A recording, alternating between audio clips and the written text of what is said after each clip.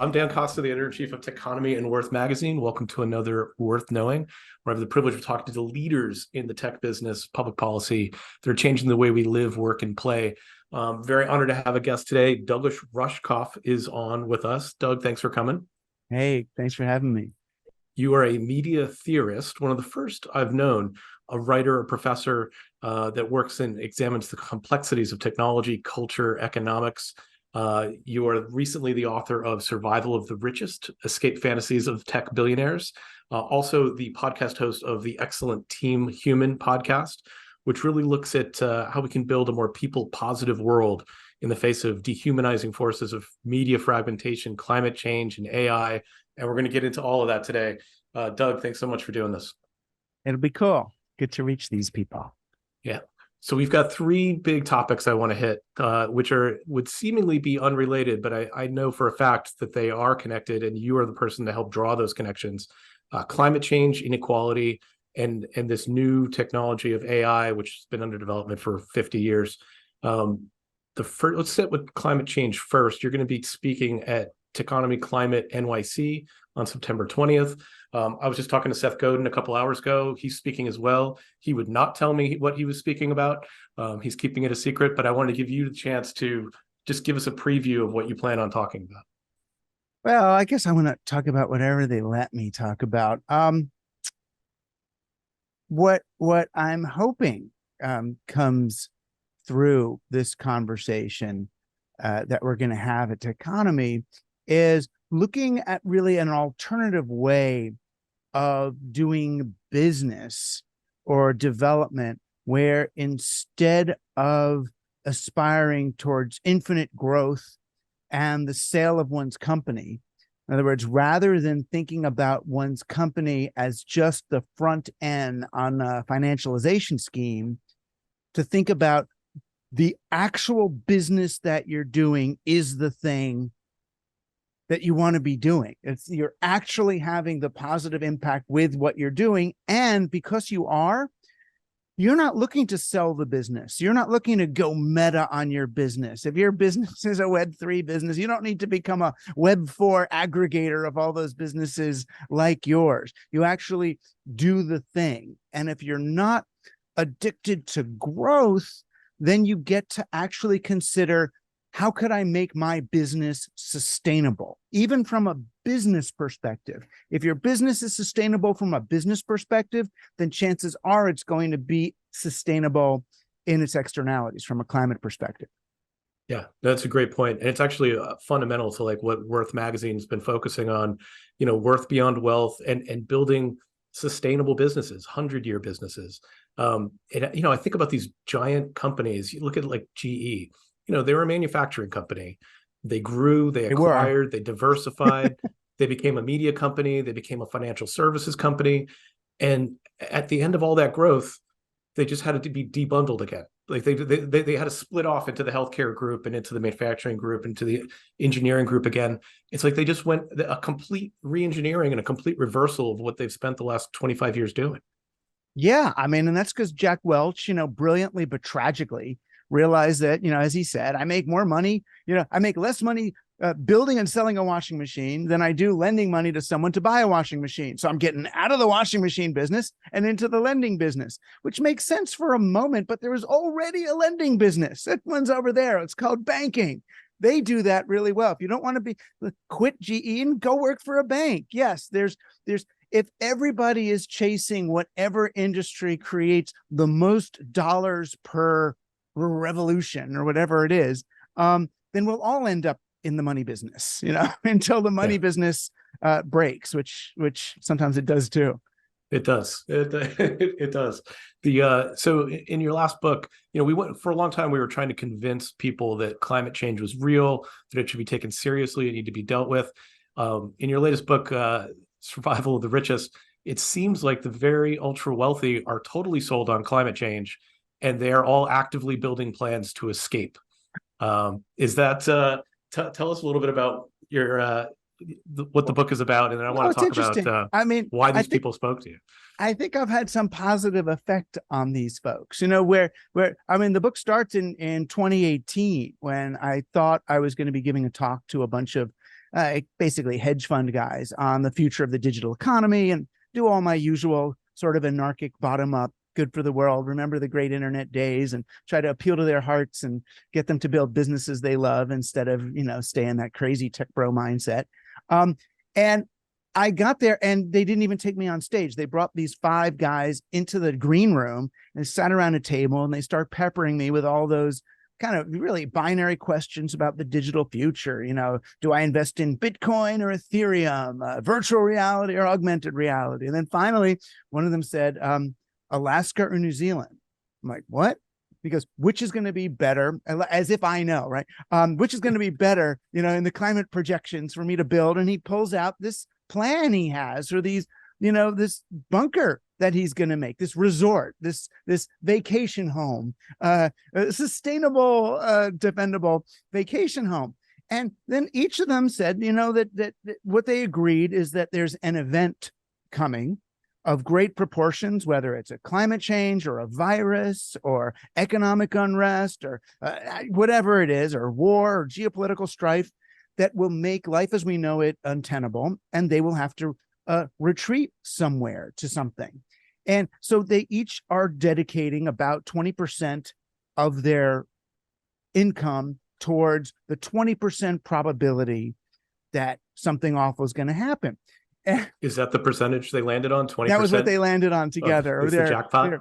They're catastrophe advisors at the World Bank or whatever. That's what where they got to 20%. They showed me their map of where it gets hot and cold, and Canada and Siberia are going to be okay in their map, and maybe Schenectady is going to be all. There's a few places that look good, but so they got the map. So I was like, okay, you're going to build these these bunkers, these things. What about the rest of us? And then, what about the rest of you? You don't have them. It's like, the rest of us are going to come to your gates. How do you protect them from the rest of us? And they're like, oh, well, we've got Navy SEALs on speed dial. They're waiting at gassed up, helicopters as we speak. At the moment it happens, they're going to come out and they'll protect our facility. Like, okay, but when the event comes, your money is going to be worthless. How are you going to pay these guys? I mean, I'm just tweaking them to see, can I get them to realize how stupid how their thinking is? And they started talking about they would be the only ones who know the combination to the safe where they keep the food. Sure. So then it's like, oh yeah, Navy SEALs have no experience getting information out of people, right? You're going to spend the apocalypse getting waterboarded or something. So I was really trying to push it. So finally they're asking, well, what would you do? How would you get your security to take care of you after the apocalypse? And I'm like, well, why don't you try taking care of them now? You be nice. I said, pay for your head of security's daughter's bat mitzvah, and he'll be less likely to shoot you between the eyes in the bunker. And where they finally got to on that, which is really the point for me, is they were asking, where does it stop? If I'm nice to my employees and nice to their families and nice to their friend, where does it stop? Because eventually there's only so much good I can do. I got to put a boundary around it. And that's where I realized that these guys are at the very end of a very long chain of assumptions about how the world works that is just not going to function anymore. But yes, they believe in climate change, but rather than thinking they can make the world a hospitable place, although some of them think they can in crazy ways, rather than think that, other than the techno-solutionist fantasies, they want to escape and kind of leave the rest of us to deal with it, and then either get to Mars or into their bunker or seasteading on the ocean or upload their consciousness to Web3 and play in virtual reality, as if there's a way to leave us behind and continue on their journey towards meta consciousness. Yeah, it's funny. I guess these guys have been working so hard and so many hours that they've never had a chance to see any Walking Dead episode because those bunkers never work, whether they're zombies or viruses or just angry people. Those bunkers never last, as we've seen season after season. But those bunkers are conceived by writers' rooms of lefty, progressives, not good, Ayn Rand reading, fountainhead, individualist Ubermensch, and that's when I realized that these guys, I mean, you look at bless their hearts, but you look at, the way, say, Zuckerberg and Musk are playing pro wrestling on social media, they think of themselves as gods, really, as sort of one step removed. Even look at Peter Thiel's book, 0 to 1. What's that about? It's about existing one order of magnitude above everybody else, all those mere mortals, somehow getting up there. And the problem is there really is no there is no order of magnitude above mere mortals. We're all in this together. So you've got the book has kind of a very tech Silicon Valley type focus, but this broader concept of an insulation equation really extends and to many different industries and goes way back in history in the United States. Can you talk a little bit about how the insulation equation works? Yeah, well, the insulation equation is sort of my way of encapsulating their theory of life, which is with enough money and technology, I can escape the harms I'm creating by using money and technology in this way. Right? As if they can somehow build a car that goes fast enough to escape from its own exhaust, as if you never come back around the other side. And that's not just tech bro, right? That's as old as, in some ways, as old as science and technology itself. You know, in the book, I talk about Francis Bacon and the very beginnings of empirical science, when he was selling the idea of empirical science, of reductive quantification to both the church and the Royal Academy. He was saying that empirical science will let us take nature by the forelock, hold her down, and submit her to our will. Right? You'd get canceled for saying that today, right? It's a rape fantasy. With science, I'm going to hold nature down like she's a woman and make her do what I want. Like, no. But you see, and I understand, particularly to even nerds of yore, women, nature, soil, magic, the moon, darkness, spirits, that's all scary stuff. And with the light of day and quantification, and we can, you know, if there's a butterfly, we can kill it, put a pin in it, put it up there, and we know what it is, right? That we're going to control this thing and make the world more predictable. And you look at the sort of the way we apply technology is we think of it usually as, oh, this is creating a new skill or a new benefit. But usually what it's really doing is just insulating us from the externalities of what we're doing. I think of Thomas Jefferson and the dumbwaiter. And I remember when I was taught the dumbwaiter in school, I mean, I guess in pre-woke school, the dumbwaiter was, you know, to save his indentured servants the labor of having to walk up the stairs with the food. The dumbwaiter is like this little elevator, and it's a pulley, and the food, you know, shows up. That's not what it was for. If you look in the tunnels and the staircases and the work they were doing, the enslaved people were doing a ton. They were walking up 3 flights of stairs anyway. It was the last flight that they didn't walk up. What the dumbwaiter did was saved Thomas Jefferson and his dinner guests the indignity of seeing the huffing and puffing enslaved person bringing the food. Instead, it's like a Star Trek replicator. This stuff shows up, you know, no externalities, no labor, no sweat. It's there as if there were no human hands, which is, you know, that's really the industrial age and, you know, AI and robots kind of in a nutshell. They don't replace labor. They just really hide labor. So let's jump into AI, because we're doing an AI conference in November. We're going to bring together a lot of experts. The theme of the conference is no longer the AI dilemma, as you recommended. That title's overused at this point, but the promise and the peril, which is also a bit cliche, but really goes to this this tremendous potential and also tremendous risk. So on a scale of 1 to 10, how concerned and or worried are you about AI? I'm not worried about AI itself. You know, I'm worried about what we're going to choose to run on it. You know, when most of the people who are afraid of AI, when you hear the things they're afraid of, like most regular people, it's jobs. They're going to cost us jobs, right? So what they're not afraid of AI, they're afraid of capitalism not adapting to a world where people might not need to work so much, right? We don't think of jobs and work as, oh, we need someone to accomplish something. Society needs something, so we're going to get those people to do that something. We think of jobs as, what am I going to do to earn money to be allowed to have food? to be allowed to have shelter, right? So work is not about getting stuff done. Work is about getting a share of the spoils of whatever, of capitalism or of industry. So it's really hard for people to imagine, well, if we have computers doing and AI doing all this work, could people work less? What would that look like? You know, if Yeah. I remember I used to do this talk called Borrow a Drill. And I would, because Oh, I was I've heard it. yeah, and I was kind of arguing for like another way to think about degrowth. It's like, what if everybody, instead of buying a minimum viable product drill, you know, when you got to put a hole in the wall, what if you go to your neighbor's house and borrow their drill and use it once and give it back? Because you're not going to use it more than once or twice a year. What would that look like? And invariably, some business person will get up and say, well, that's all fine, but what about the drill company?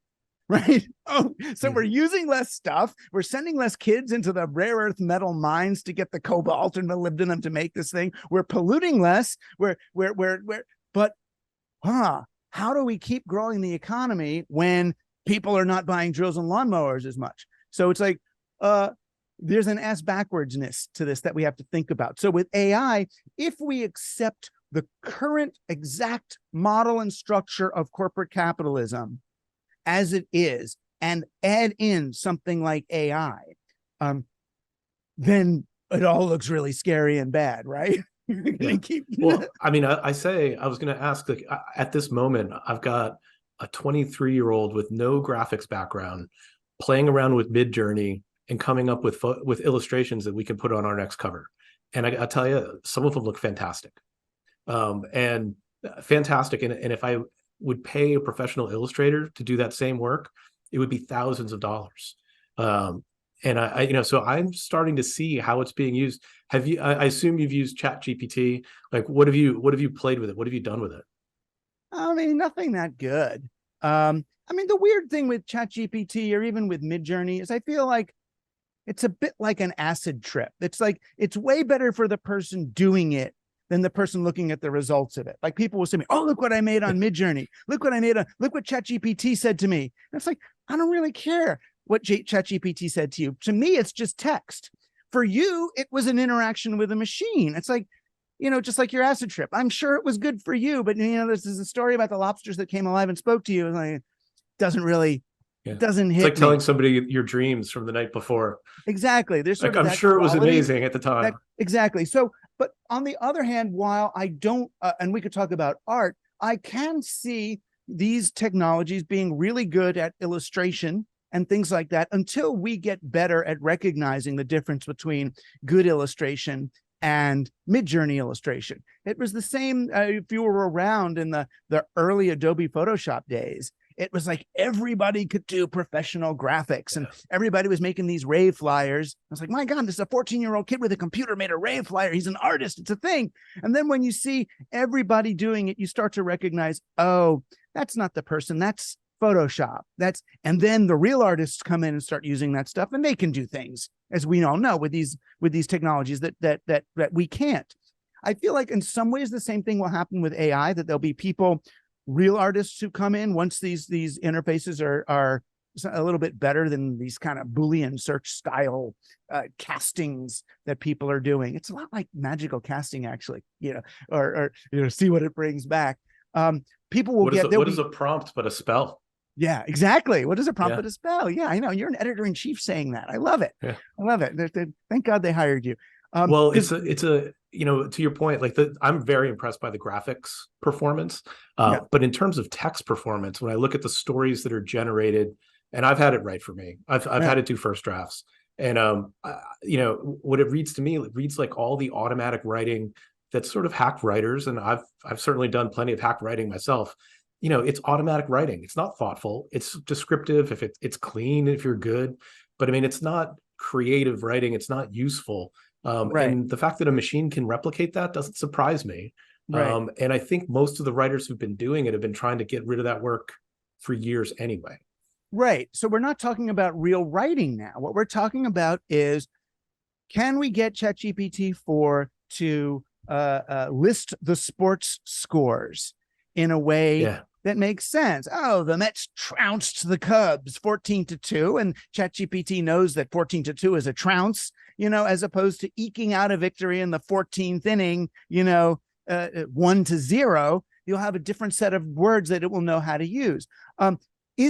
What is that? Well, that's fine for someone who wants the scores, but it's not me feeling like, just not me looking at like Jimmy Breslin or whatever, some great sports writer, and hearing, when you listen to sports radio, are you listening for the data and the insights on the teams, or are you listening for Stephen A. Smith? And the game and the sport is the medium through which the real message, which is the human being, is conveyed. And when you look at a Van Gogh, are you looking at it for the retinal stimulation of those colors? Or are you trying to connect with and understand this human being from 100 years ago? And what was he going through? And what does that mean to me? When you're reading James Joyce, it's his soul speaking to you in the middle of the night as you connect with that text. So it was funny. I was just at a dinner and someone was saying, well, what do we do? If you find your kids falling in love with AI generated music, it's like, they're not falling in love with the music. When kids fall in love, they're falling in love with Taylor Swift. They're falling in love with the person on the other side. That's not love. They're having, and it's fine, a sensuous experience, but it's a bit like a really good massage chair. The massage chair, even if it gets really good, it could hit every spot. But when you have a loving human being doing that same stuff to you, there's something else being transmitted, and that's what we're alive for. I would say though that like you're talking about Van Gogh's, Taylor Swift, James Joyce, like that's the 1% of creative human performance. The other 99%, which is not that creative, maybe not that good, but plenty of people made a living on it. No, the massage, the home cooked meal, the person walking you to the park while you're in your little walker and can't get over the curb. That's something else. That's, and if we can remember that, then it could get interesting if we can. I don't think we can. If we can effectively offload a whole bunch of work to the machines, the way Norbert Wiener talked about in, the human use of human beings. If we could really let the robots till the soil so we can sit in a beach chair and drink iced tea and make love and raise children, yay, right? Because then human activity becomes about knowledge and leisure and connection and love and maybe healing and planet and all that. But right now, that's not what AI is. AI does not actually replace labor. It hides labor. There's still, how many people are tagging all that data to feed it in there? There's a huge labor force. It's just like Steve Jobs when he was making his advantage in the Mac, as we finally read in, I forgot whose book, was he had like basements filled with Filipino women assembling those things at minimum wage that gave him the competitive advantage. There's an unseen labor force to make AI. You know how much cobalt you need? And where do you get it? And they're positioning these giant factories around lakes that have cobalt. This is like, there's still humans here. Your 3D. Remember the 3D printer was going to change everything? Sure. That was the thing. 3D printer and God bless his heart, George Gilder writing about 3D printer and crypto. And that was going to lead to a zero sum margin, zero marginal cost reality. And it's like, no, 3D printers take a lot of energy, and there's the plastic goop that goes in it. And so did Bitcoin, right? Like, I mean, all of a sudden, everybody's turning their factories. Talk about changing your line of business. There's a natural gas plant in upstate New York that converted so that they were generating Bitcoin, powering, I don't know, 10,000 homes, but they were running 24/7 because they were running Bitcoin mining the entire day. Right. And then you think about, what is that really from the Martian anthropologist perspective, or I guess Elon Musk's grandson's perspective in that case? It's, look at these human beings. They are burning the planet as a way of proving their faith in a coin, right? They are converting atoms into bits at an astonishing rate for no productive purpose other than to invest value in a symbol system, It's a symbol system, just like money is a symbol system, and derivatives and assets and derivatives on derivatives on derivatives. This is all just math. The Bitcoin isn't even that. It doesn't even have a referent. It's a signifier without a signified. It's just the symbol. And I get it. It's fun. It's an interesting experiment, thought experiment. But when that much of the remaining matter of the planet is spent on writing a number, then we've got to look back and say, wait a minute, this might not be the direction to go. So in terms of AI, it sounds like you think that it's misunderstood in terms of what its value is, but is it something that you think there needs to be regulation over? And how would that work as a practical matter? Like, how do you slow down software development? I know, it's tricky, isn't it? Whoever tries almost always fails, right? I mean, that's why it was funny. And it's a global technology, right? It's not like the US can pass a law. I know. I felt and, bad. and everybody else would stop. When Sam Altman, came out and he was like, wait a minute, hold everything. Let's regulate. Let's look at some regulation here. And I, like every other, angry lefty, looked at it as, oh, this is a cynical ploy. Now that he has a monopoly, that's the moment you say, let's regulate in order to make sure I'm the one with a seat at the table, and we regulate and everybody else stop. But when I actually watched his Senate testimony, or whatever that was, when he was sitting next to the one guy I know in this business, the really smart AI thinker, who's it from MIT? It's funny. He just turned me down to come to the conference. Oh, I was going to say, invite him because he's clever. Well, fuck him then. He won't come. Max Tegmark. Yeah. But when I saw Sam Altman there, I started to think, oh, wait a minute. I actually do. He's a nice Jewish boy. He developed this technology, and he's going, wait a minute. I need somebody to tell me, what am I going to do here? This is actually really powerful. So who is there? And I'm calling on all ethical thinkers like me, other media theorists, other ethical philosophers.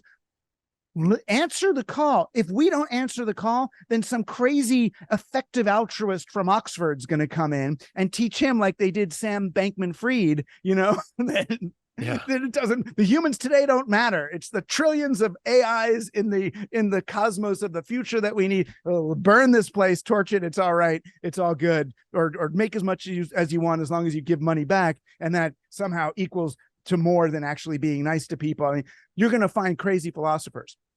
So, so I do think regulation is a thing. I do like, David Brin wrote this really long email that then I said, oh my God, you should send this to Wired. And it turned into he sent it to Gideon Litchfield at Wired, and they did it as a piece. And it was really looking at, and it's the opposite of the way I think, but kind of using competition to get AIs to tattle on each other. So we sort of create a rule set that AIs that are part of the main network of AIs that can all depend on each other and use the same data sets, that they have to conform to certain behaviors, and ones that don't, show their sources, ones that, that do the things that we now know that make AIs trouble, they get tattled on by the others. So the others are incentivized. And the other thing he said, which I really do buy, is the way to make, and it's the scary part for people like me, but it shouldn't be, the way to make AIs accountable is to give them identities, fixed identities. Like, you are this AI, this is your server, this is where you live. So you're accountable. You can't be accountable if you don't have like a name. And that's what he was suggesting. And he's smarter about this stuff than I am, but it made sense to me. So you take half David Brin and then half Cory Doctorow going in and doing all those regulations to prevent monopolies and to have open user agreements and transparency and worker rights. And I think you end up moving in a good direction. So I ask everybody on the show, like, what's the one thing you think our audience would find worth knowing? I was thinking a lot about this. I think particularly because there's a lot of business people come to Techonomy because of the onomy part. I think it's very valuable to remember that being human is a team sport, that when you look at if you actually read Charles Darwin on evolution, you will see that he's not talking about the survival of the fittest individual at all. What he's doing on page after page after page is marveling at the way species collaborate and cooperate for mutual survival and mutual flourishing. And if you start to think of human beings not as the ones who killed the others the best, but as the species that develop the most advanced forms of collaboration and cooperation, then you start seeing the world very differently. You realize that no, the big tree is not crowding out the little tree for sunlight like we were taught in middle school. The big tree is actually sharing its nutrients with the little tree through the mycelia in the soil, which turns out to be a living matrix. And when the big tree loses its leaves in the winter, the little tree gives nutrients back to the big tree, and the mushrooms get a service charge for the transaction. And when you start seeing the world that way, you realize that your business, your community, your family, and all these things end up so much healthier and more resilient for the ways that they are interdependent rather than independent of the rest. So the Ayn Rand fountainhead, independent, whatever that thing is, toxic male, capitalist, individualist, supermensch ideal is fakakta, right? And there's an entire world of communities and people who are very ready to join you in a much more collaborative style of enterprise. Amen to that. Douglas, I can't wait to talk to you at the conference in person. Thanks so much for doing this. It'll be fun. Hopefully everybody comes, right? Oh yeah, we're gonna get. If you haven't bought your ticket, get it now. That's right. Get it now. It's very affordable. Thanks for joining us. That is Worth Knowing. If you want to hear more of these conversations, go to worth.com and techonomy.com. Thanks so much for joining us.